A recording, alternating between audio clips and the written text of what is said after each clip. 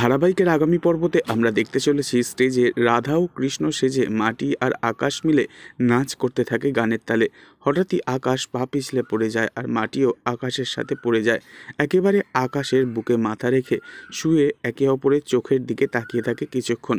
ঠিক সেই মুহূর্তে আকাশের গার্লফ্রেন্ড সেই গ্রামেতে এসে এই দৃশ্য দেখে অসম্ভব রেগে গিয়ে চিৎকার দিয়ে বলে ওঠে, আকাশ!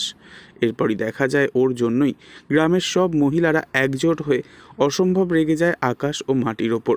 একজন জাঁতজাল মহিলা রেগে গিয়ে এগিয়ে এসে বলে ওঠে, দারুণ ঢলাঢলি চলছিল তো, আমি এসে কি বাগড়া দিলাম? তখন একথা শুনে কেঁদে ফেলে মাটি আর বলে, তোমার মুখে কি কোনো লাগাম নাই? যা মুখে আসছে তাই বলে যাচ্ছ তখন থেকে। এরপর সেই মহিলা গ্রামের সকল মানুষকে বলে, মাটির এই ভিডিও করার জন্য না সারা কুসুমপুরের নাক একেবারে কাটি যাবে।